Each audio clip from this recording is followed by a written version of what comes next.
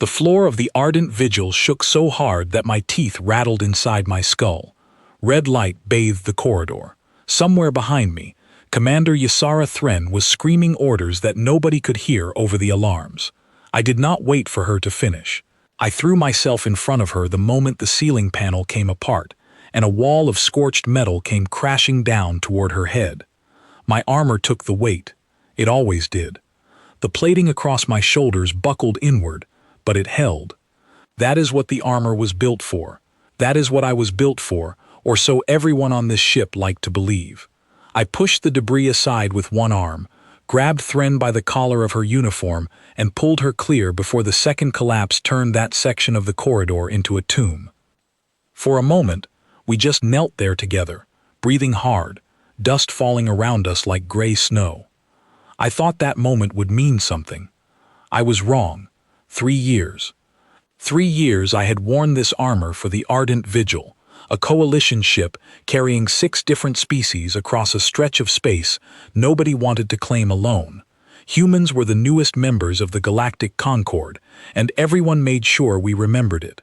We were tolerated. We were useful. We were rarely respected. I had told myself that respect would come with time. I told myself that every dent in my armor, every scar under it, was a brick in a bridge I was building between my species and every other one on this ship. I believed that if I gave enough, protected enough, bled enough, the wall between us would eventually come down. That belief did not survive the debrief. We gathered in the command room 20 minutes after the ambush, once the fires were out and the wounded were counted. Commander Thren stood at the head of the table, her silver eyes sharp, even though her uniform was still torn from the collapse I had pulled her out of. The crew sat around her, some human, some not, all of them waiting for her report. She looked at every station one by one. She thanked the pilot for a clean, evasive maneuver. She thanked the engineer for sealing the breach in time. She thanked the medical officer for keeping the wounded stable. She did not thank me.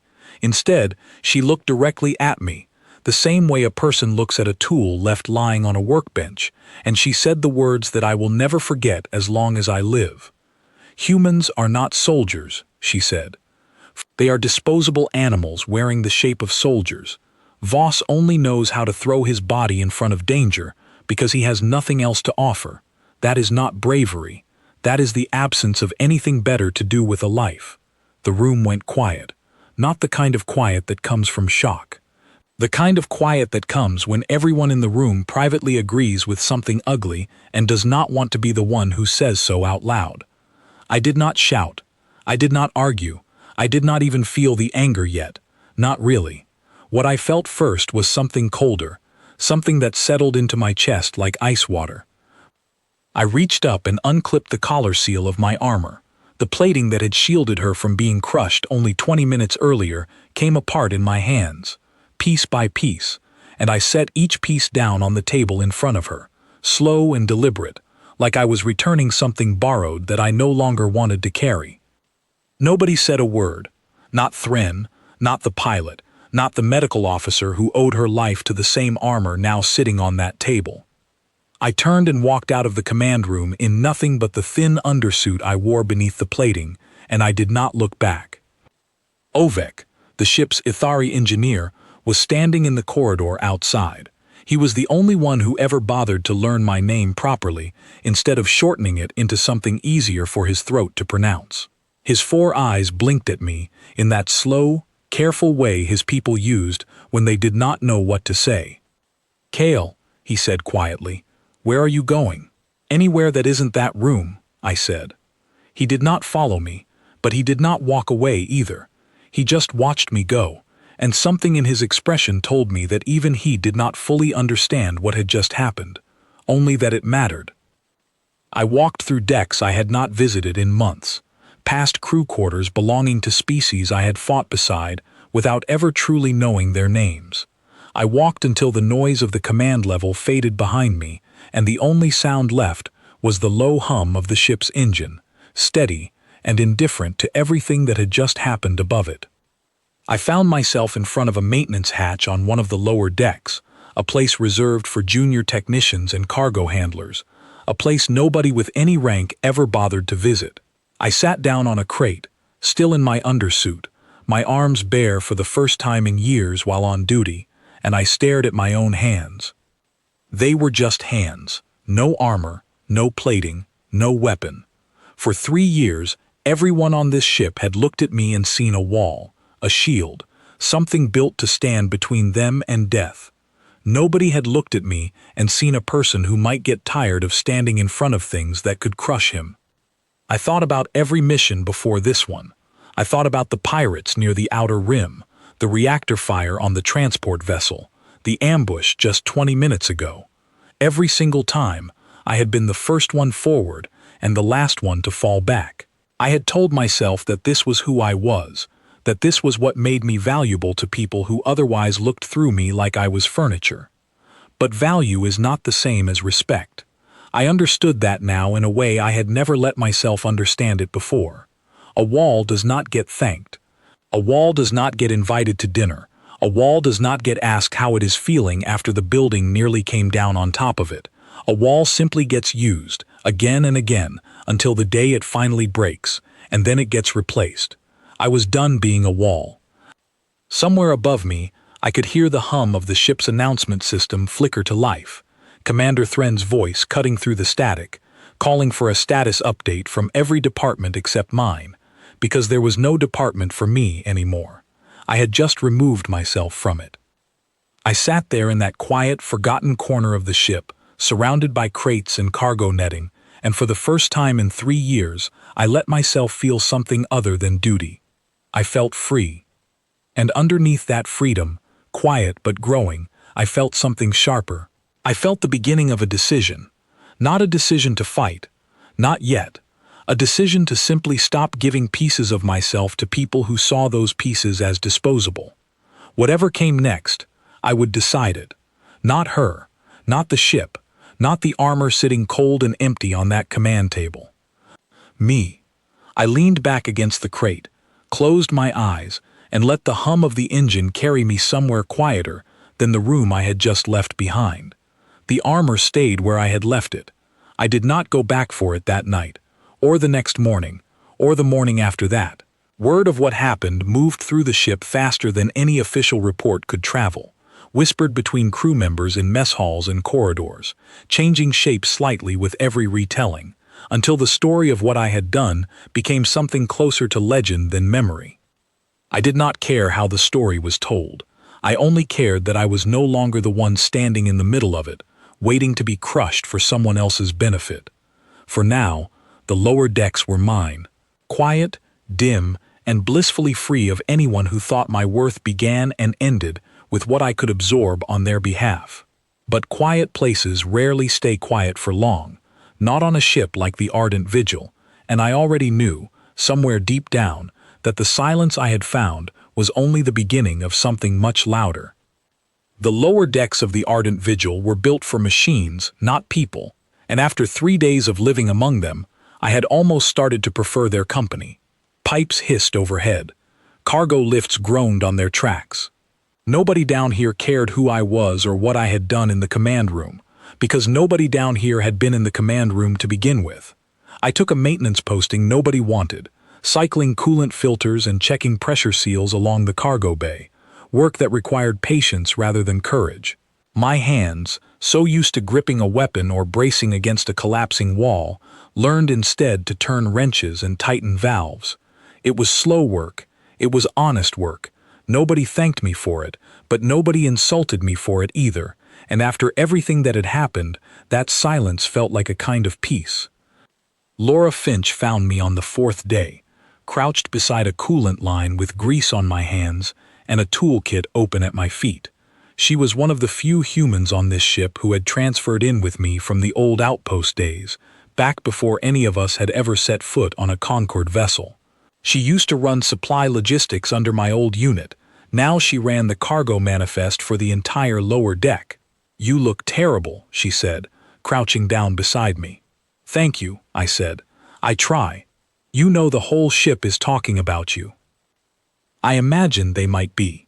She picked up a spare filter and turned it over in her hands, studying it like it might give her the right words. Some people think you finally lost your mind. Some people think you're a coward for walking away from your post. And some people, she paused, some people think it's the first smart thing you've done since you put that armor on.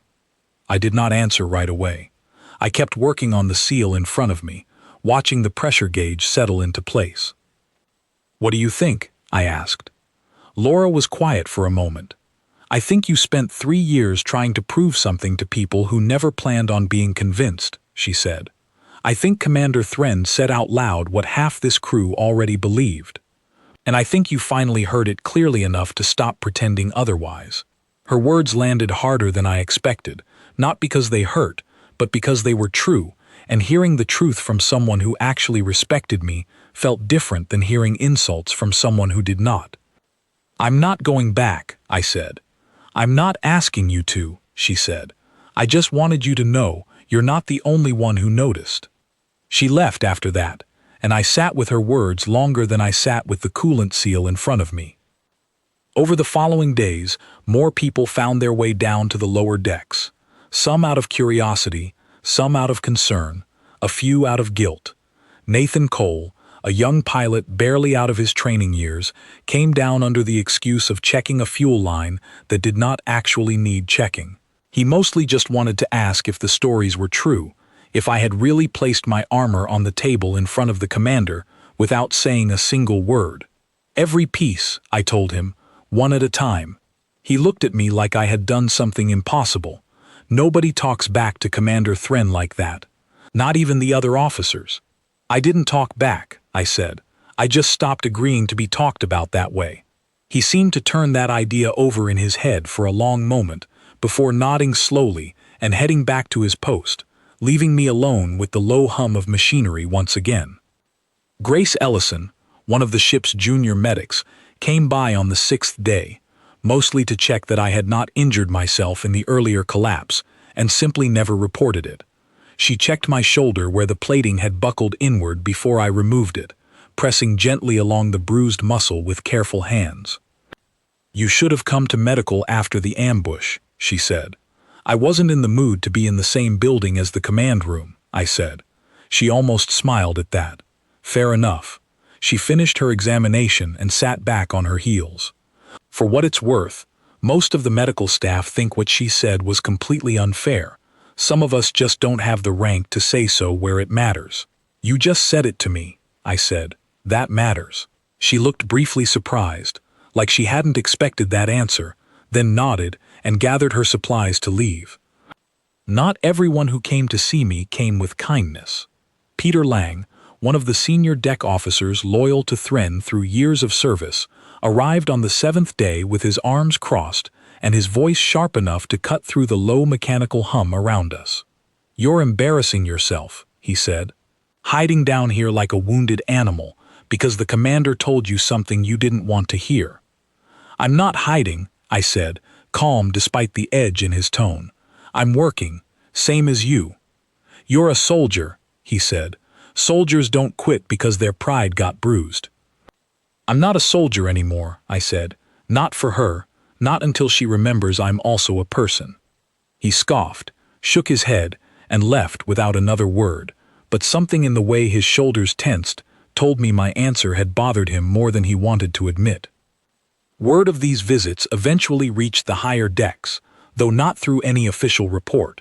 I learned later that Commander Thren had heard about the lower deck crew slowly gathering around me, some in support, some in curiosity, some simply drawn by the growing tension building beneath the surface of the ship. She said nothing about it publicly, but Ovek, who still checked on me every few days without fail, mentioned that her temper had grown shorter in the command room since the incident. "She has not called for a replacement," Ovek told me one evening, sitting across from me on an overturned crate while I finished tightening the last bolt on a coolant panel. "She has not requested new armor from supply either." "Why does that matter to me?" I asked. "Because I think," Ovek said carefully, choosing his words the way his people always did, slow and deliberate, "she does not yet know how to admit she needs you back." I laughed, though there was little humor in it. "She doesn't need me back. She needs someone willing to stand in front of things that could kill her without asking for anything in return. That's different. Ovek's 4 eyes blinked slowly, an expression I had learned over the years usually meant he disagreed, but did not want to argue the point directly. Perhaps, he said, but every crew begins to notice what is missing once it stops being present, even a crew that never valued what it had while it still had it. I did not answer that. I simply returned to my work, letting the hum of the ship fill the silence between us. In the days that followed, small things began to shift throughout the vessel, quiet signs that something had changed even if nobody wanted to say it directly. Combat drills that once ran smoothly now stumbled without a clear front line to anchor them. Officers who had never once acknowledged my presence during briefings now found themselves debating tactics without an obvious answer for who would take the first and hardest hit if things went wrong. I heard about these struggles secondhand, filtered through Laura, through Nathan, through Grace, through the careful observations Ovek brought down to me during his visits. I told myself it did not concern me anymore. I told myself that whatever difficulties the command crew faced without their unpaid shield were no longer my responsibility to solve. But somewhere beneath that resolve, a smaller, quieter part of me kept listening anyway, kept tracking every shift in tone, every hesitation in the ship's usual rhythm, because despite everything that had happened, despite every harsh word Thren had thrown across that command table, I still cared what happened to the people on this ship who had never asked to be caught in the middle of this. I told myself that caring did not mean I would act on it. I was not entirely sure that was true. On the 10th day since I had walked away from the command room, an alert tone rang through the entire ship, sharper and more urgent than any drill I had ever heard before. It was not a training exercise. It was not a routine check. Somewhere out beyond the ardent vigil, something had gone very wrong, and every department on this ship was about to feel the weight of it, whether they were ready or not. I set down my tools, wiped the grease from my hands, and listened as the announcement crackled through the lower decks, calling every available officer to the command room immediately.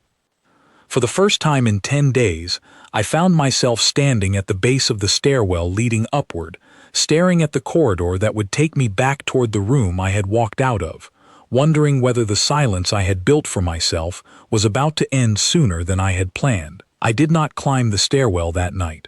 I stood at the bottom of it for a long moment, listening to the echo of boots pounding against metal above me, officers rushing toward the command room to answer a call that had nothing to do with me anymore. Then I turned around and went back to my post, telling myself that whatever crisis had triggered that alert was no longer mine to carry. It took less than an hour for the details to reach the lower decks anyway. Nathan found me first, out of breath from running the length of 3 corridors just to deliver the news himself. "There's an outpost 2 systems over," he said, gripping the doorway to catch his breath. "Talveth Station. Small trading post, mostly civilians, a handful of Concord peacekeepers assigned there for supply runs. They just sent out a distress call. Armed raiders hit them, better equipped than anyone expected. The commander is putting together a response team." "That's not my problem," I said, though the words felt heavier leaving my mouth than they had 10 days earlier. Nathan hesitated. "She specifically said your name," he admitted. "Said the mission didn't need muscle. Said it needed discipline instead." There it was again. The same quiet insult wrapped inside a decision that had nothing to do with strategy and everything to do with pride. I felt the old anger rise briefly in my chest, then settle again, because this time I refused to let her words pull me back into a fight that was never really about the mission. "Then she has her team," I said. "Let them handle it." Nathan looked like he wanted to argue, but something in my expression must have told him it would not change anything, and he left without another word, hurrying back toward the upper decks to prepare for departure. I told myself I had made peace with staying behind. I told myself the crew heading out on that shuttle were capable soldiers in their own right, chosen carefully by a commander who had led missions long before I ever joined this ship. I told myself none of this was my concern anymore. I almost believed it. The shuttle carrying Thren's response team launched less than 2 hours later, carrying 6 of the ship's most disciplined officers, along with a handful of standard combat drones for support. I watched its departure from a small viewport near the cargo bay, arms crossed, jaw tight, telling myself that watching was simply curiosity and nothing more. For the first several hours, everything appeared to proceed according to plan. Reports filtered back through the command channel indicating the team had reached Talveth Station without incident, established a defensive perimeter around the civilian shelters, and begun coordinating an evacuation route for the survivors still trapped inside the damaged trading post. Then the reports stopped arriving on schedule. I was still down in the lower decks when the first sign of trouble reached me, carried once again by Nathan, whose face this time held none of the composure he usually managed to maintain during difficult news. "Communications went dark 20 minutes ago," he said. "The last transmission mentioned a second wave of raiders, better armed than the first, using weapons nobody expected civilians or peacekeepers to be facing. Commander Thren's team is pinned down inside one of the station's cargo warehouses. 2 officers are already reported wounded. We don't know the condition of the rest." My chest tightened, though I fought to keep my expression steady. "What is the ship doing about it?" "Preparing a second response team," Nathan said. "But it will take time to assemble, and even then, they'll be arriving into a situation nobody fully understands yet." I nodded slowly, forcing my mind to separate the anger I still carried from the growing unease building alongside it. Whatever grievance I held against Thren, whatever harsh words she had thrown at me across that command table, none of that changed the fact that real people, officers I had trained beside, medics like Grace who had once treated my wounds, civilians who had never asked to be caught between 2 warring factions, were now trapped in a collapsing situation with no clear way out. I told myself this still was not my fight. I told myself the second response team would handle it. I told myself that walking away from my armor had meant walking away entirely, not simply waiting for the next crisis to pull me back in, out of guilt. But the more time passed, the harder that belief became to hold on to. Word continued trickling down to the lower decks over the following hour, each update worse than the last. The second response team, hastily assembled from officers with far less field experience than Thren's original group, encountered delays preparing their shuttle due to a damaged docking clamp that nobody had caught during the initial rush to depart. Every minute lost in that delay was a minute longer that Thren's team remained pinned down without support, facing an enemy equipped with weapons capable of punishing standard Concord armor in ways nobody had accounted for. Grace found me pacing near the cargo bay less than an hour after that, her expression tight with worry she was clearly trying to keep contained. "One of the wounded reported an update through emergency channel," she said. "Officer Lang took a serious hit trying to shield a group of civilians during the retreat toward the warehouse. He's stable for now, but the medic embedded with the team is running low on supplies to keep him that way." Peter Lang, the same officer who had come down to the lower decks days earlier, arms crossed, telling me I was embarrassing myself by refusing to return to duty. Whatever tension existed between us, hearing that he now lay wounded inside a collapsing warehouse on a station overrun by raiders, struck something deep and immediate inside me, something that had nothing to do with pride or old grievances. I asked. "Still coordinating the defense," Grace said. "But from what I understand, she's exhausted every tactical option available to her without additional support. The raiders have them boxed in, and the longer this stretches out, the worse the odds become." I stood there for a long moment, torn between the decision I had made 10 days earlier and the growing weight of knowing that people I still cared about, regardless of everything that had happened, were now facing a situation that might end far worse than anyone had anticipated. Ovek arrived shortly after, his expression carrying none of its usual calm. "The second response team's shuttle is still delayed," he said. "Estimates now place their arrival at Talveth Station nearly 90 minutes behind Commander Thren's original team. Given the reports coming through, 90 minutes may be more time than several of them have." I thought about every mission before this one, every moment I had thrown myself forward without hesitation, because I believed it was the only way to prove my worth to people who rarely acknowledged it. I thought about the harsh words that had finally broken that pattern, the quiet decision I had made to stop being a wall for people who saw walls as disposable. And then I thought about Peter Lang bleeding out in a warehouse, about Grace's worried expression, about civilians trapped on a station with nowhere left to run, about a commander who had never once had to lead a mission without assuming a human would absorb the worst of whatever came next. None of them deserved to pay the price for a decision that was never truly theirs to make. I clenched my jaw, feeling the familiar pull of duty rise inside me, the same pull that had shaped every decision I made for the past 3 years. But this time, something felt different. This time, the decision forming inside me had nothing to do with proving myself to Thren, nothing to do with earning her approval or anyone else's. This time, it had everything to do with the people trapped on that station who had never insulted me, never called me disposable, never looked at me like a tool left waiting on a workbench. "I need access to the armory," I said, turning toward Ovek. His 4 eyes widened slightly, surprise evident even through his usually composed expression. "You are reconsidering." "I'm not going back to be her shield," I said. "I'm going because good people are trapped down there, and I refuse to let pride, mine or hers, decide whether they live or die." Ovek studied me for a long moment, before nodding once, sharp and decisive.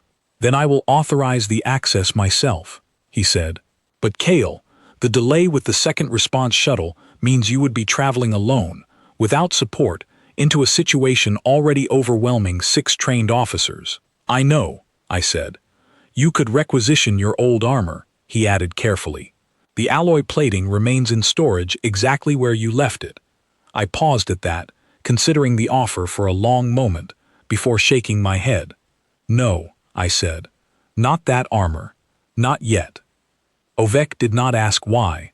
He simply turned and led the way toward the armory, his footsteps quick and purposeful despite the uncertainty clearly written across his expression, while I followed close behind, already feeling the shift inside myself, from the man who had spent 10 days hiding among coolant lines and cargo crates, back into someone ready to walk into danger once again. But this time, I promised myself it would be on my own terms, not hers.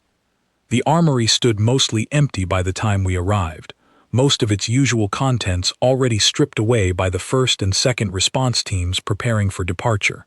Standard issue Concord combat suits lined one wall, simpler and far less durable than the human-forged alloy plating still sitting in a separate storage container across the room, the same plating I had removed piece by piece in front of Thren 10 days earlier.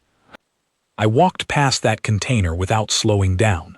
Instead, I reached for one of the standard Concord suits, lighter, weaker, built for officers who relied on tactics and teamwork rather than raw endurance.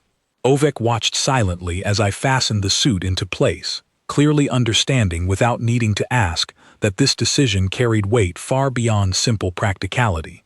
"This will not protect you the way your old armor would," he said quietly. "I know," I said, tightening the final strap across my shoulder. "That's the point. I was done being seen as a disposable shield. If I was going to walk into danger again, it would be because I chose to, not because my body was simply built to absorb whatever the universe decided to throw at people who never bothered to see me as anything more than a tool." Ovek helped me load a small transport pod with emergency medical supplies, extra ammunition for a standard sidearm, and a portable communications relay capable of reaching both response teams simultaneously. As I climbed into the pod, ready to launch alone into a crisis that had already overwhelmed 6 trained officers, he placed a hand briefly on the edge of the hatch. "KL," he said, "whatever happens down there, know that not everyone aboard this ship shares the commander's view of your worth." "I know," I said. "That's part of why I'm going." The hatch sealed shut, and moments later, the pod launched from the Ardent Vigil, carrying me alone through open space, toward Talvith Station, toward Peter Lang bleeding out in a collapsing warehouse, toward Commander Ysera Thren and her exhausted, cornered team, toward a decision that would either prove her harshest words entirely wrong or confirm every fear I still carried about my place among the people I had spent 3 years trying to protect. Either way, I was no longer doing this for her approval. I was doing it because it was right, and for the first time in 10 days, that difference felt like the only thing that truly mattered. Talvith Station grew larger through the pod's narrow viewport, its outer hull scarred with fresh damage, sections of its docking ring dark where power had failed under the weight of the attack. Smoke curled from a ruptured vent near the main cargo entrance, drifting upward into open space before scattering into nothing. Somewhere inside that damaged structure, 6 officers and a handful of frightened civilians were counting down the minutes until either rescue or disaster arrived first. I guided the pod toward a secondary docking port Ovek had identified as still functional, one far enough from the main entrance to avoid the heaviest concentration of raider activity, but close enough to reach the warehouse where Thren's team remained pinned down. The landing was rough, metal groaning against metal, as the pod's clamps struggled to find purchase on a docking arm never designed for emergency use, but it held. I stepped out into a corridor lit only by emergency lighting, red and dim, casting long shadows across scorched walls and scattered debris. The air smelled faintly of burnt wiring and something sharper underneath it, a smell I chose not to think too closely about. Somewhere in the distance, I could hear the echo of voices shouting instructions, followed by the sharp crack of energy weapons discharging against metal. I moved quickly but carefully, keeping close to the walls, my standard issue suit lighter and quieter than the alloy plating I had left behind, allowing me to move in ways that armor never would have permitted. For the first time in years, I found myself relying on awareness rather than durability, listening for footsteps, watching for movement, calculating angles instead of simply absorbing whatever came at me directly. It felt strange. It also felt right. I found the first raider patrol near a junction leading toward the warehouse, 2 armed figures moving cautiously between damaged crates, clearly searching for anyone attempting to slip past their perimeter. I ducked behind a support column, watching their movement, timing my approach the way I had once been trained to do long before I ever relied on armor thick enough to make timing unnecessary. When the moment came, I moved fast, disabling the first raider with a controlled strike before he registered my presence, then turning to face the second before he could raise his weapon. It was close, tense, and required every bit of focus I had, but it worked, and neither raider remained a threat by the time I continued moving deeper into the station. I found Grace's counterpart, the medic embedded with Thren's team, crouched near the warehouse entrance, frantically working to stabilize a wounded officer whose armor bore deep scoring marks from whatever weapon the raiders carried. It was Peter Lang, pale and struggling to remain conscious, one hand pressed weakly against a wound along his side. "Cale," the medic said, startled at my sudden appearance. "How did you get here? The second response team isn't due for—" "I came alone," I said, kneeling beside Lang and quickly assessing the wound. "The second team is still delayed. I couldn't wait." Lang's eyes fluttered open, recognition flickering across his pained expression. "You came back," he said weakly. "Not for her," I said, applying pressure to the wound while the medic prepared additional supplies. "For you. For everyone still trapped in here." Lang managed a faint, pained smile. "Careful," he murmured. "That almost sounds like something a soldier would say." "Save your strength," I said, though something in his words settled uneasily alongside the urgency of the moment. With Lang stabilized enough to move, I turned my attention toward the rest of the warehouse, where the remaining officers, exhausted and low on both ammunition and options, continued holding a defensive line against raiders pressing steadily closer from multiple directions. Commander Thren stood near the center of that line, her uniform torn, a shallow wound along her temple, her expression carrying none of the sharp confidence I remembered from the command room. She turned as I approached, her eyes widening with visible shock. "Voss," she said, "what are you doing here?" "Saving your team," I said. "Not because you asked, because they didn't deserve to pay for a decision you made without them." Her jaw tightened, though whether from the sting of my words or the desperation of the situation, I could not tell. "We don't have time for this conversation," she said instead, gesturing toward the raiders continuing to advance along the warehouse's outer edge. "Then let's not have it yet," I said, moving into position alongside the remaining officers. What followed was unlike any fight I had ever led before. Without the alloy plating that once made me nearly untouchable, I could not simply absorb every hit or shield every officer directly in the raiders' path. Instead, I relied on the awareness and instinct I had built long before that armor ever existed, guiding the exhausted team toward better cover, coordinating their limited remaining ammunition into precise, effective bursts rather than desperate, scattered fire, and using the warehouse's damaged layout to funnel the raiders into positions that limited their numbers' advantage. It was harder, it was riskier, and it worked. One by one, the raiders pressing toward the warehouse were forced back, their advance broken not by overwhelming force, but by careful coordination and the kind of adaptability that no single suit of armor could ever fully replace. When the second response team finally arrived, nearly an hour behind schedule, they found the situation already stabilized, the immediate threat contained, and the remaining civilians safely gathered near the center of the warehouse awaiting evacuation. In the chaos of that final push, as the last remaining raiders retreated toward a damaged section of the station's outer hull, a support strut above the warehouse's central platform gave way, weakened by earlier damage that nobody had noticed in the confusion of battle. It collapsed directly toward Commander Thren, who stood too close, too focused on directing the final evacuation to notice the danger above her. I did not have armor thick enough to simply absorb that kind of impact anymore. I had only speed, instinct, and the same choice I had made every single time before, the choice to place myself between danger and the people I still, despite everything, refused to let fall. I threw myself forward, tackling Thren clear of the collapsing strut, with barely a fraction of a second to spare, both of us tumbling hard across the platform as twisted metal crashed down exactly where she had been standing moments earlier. Pain flared sharply along my shoulder and ribs, where the edge of the debris still managed to catch me despite the distance I had gained, but it was nothing compared to what that collapse would have done to her directly. For a long moment, neither of us moved, both still processing how close that final danger had come to ending everything. Thren was the first to speak, her voice quieter than I had ever heard it. "You could have let that hit me," she said. "After everything I said to you, nobody would have blamed you." "I would have," I said simply, pushing myself upright despite the pain along my side. "That's the difference between us."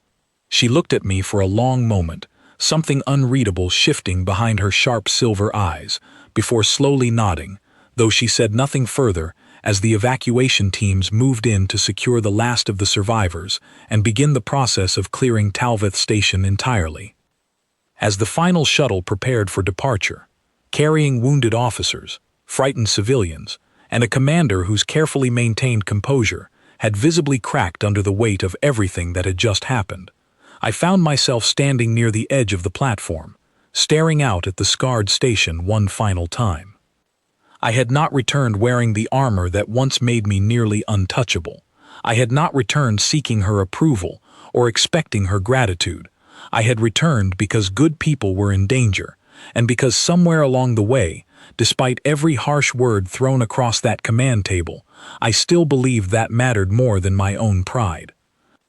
But as the shuttle doors closed behind us and Talvith Station shrank into the distance through the rear viewport, I understood that whatever came next, between myself and Commander Thren, whatever conversation still waited for us back aboard the Ardent Vigil, it would have to begin with something neither of us had managed yet. Honesty. The Ardent Vigil's medical bay was louder than usual that evening, filled with the quiet hum of monitoring equipment and the low murmur of officers recovering from wounds earned defending a station that most of them would never see again. I sat on the edge of a cot near the far wall, my shoulder wrapped tightly where the falling debris had caught me, watching Grace move between patients with the same careful focus I remembered from years of missions before this one. Peter Lang rested 2 cots away, pale but stable, his eyes tracking me occasionally with an expression I could not quite place. When Grace finally stepped away to check on another patient, He cleared his throat, drawing my attention. "You didn't have to come back," he said quietly. "Not after everything that happened in that command room." "I know," I said. "Why did you?" I considered the question longer than I expected to. "Because you weren't the one who insulted me," I said finally. "None of you were. Not really. I wasn't going to let people who never wronged me pay the price for someone who did." Lang absorbed that for a moment, then offered a faint, tired smile. "For what it's worth," he said, "I was wrong, back on the lower decks, calling you embarrassing. You handled that entire situation better than any of us managed, and you did it without the armor that made you untouchable in the first place." "Apology accepted," I said. "Rest now. We can talk more once you're not bleeding through your bandages."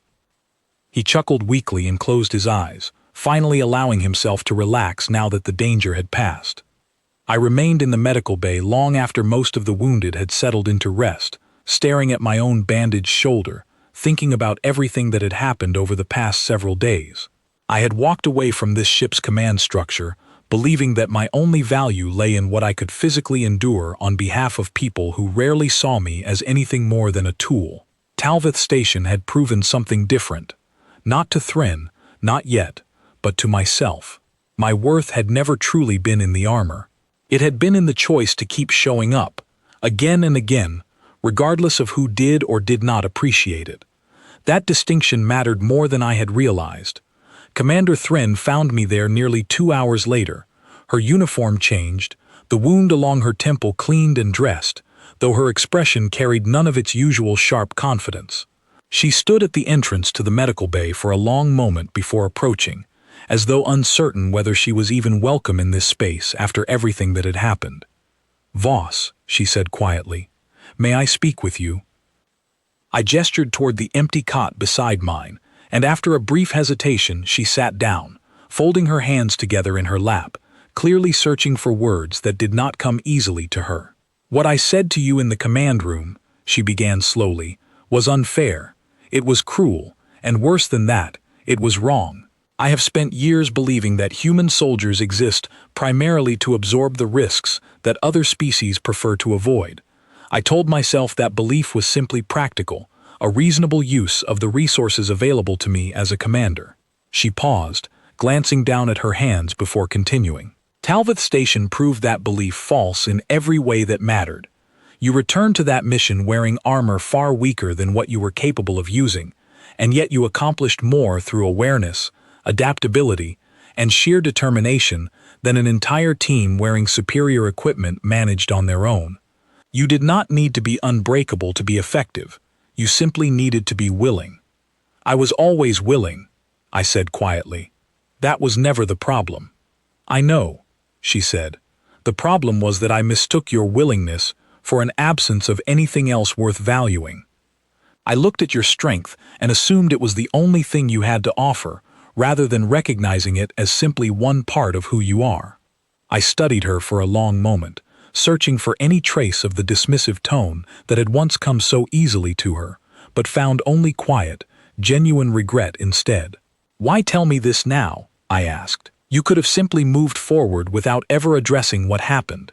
"Because pretending otherwise would make me exactly the kind of commander I never wanted to become," she said. "And because the Concord's greatest flaw, the one none of us like to admit, is that we judge entire species by their usefulness rather than their character. I have been guilty of that more than most, and Talvith Station forced me to see it clearly, whether I wanted to or not."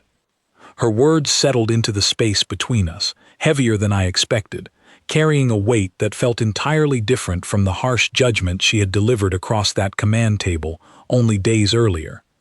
"I'm not interested in being your shield again," I said finally, "not the way I was before." "I'm not asking you to be," she said.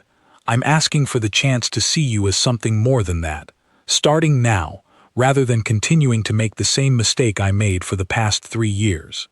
I considered her words carefully, before nodding once, slowly. "Then we start there," I said, "not with an apology that fixes everything overnight, but with an understanding that goes forward differently than it did before." She extended her hand, and after a brief pause, I accepted it, the gesture carrying far more meaning than either of us likely expected walking into that conversation. The following morning, Commander Thryn called a formal briefing in the same command room where everything between us had first fractured. The crew gathered as they always did, humans and aliens alike filling the same seats they had occupied the day my armor came apart on that table. This time, however, the atmosphere felt different, charged with an anticipation nobody quite understood yet. Thryn stood at the head of the table, her posture steady despite the visible weight of what she was about to say.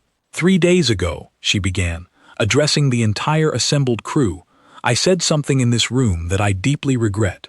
I called Kale Voss disposable.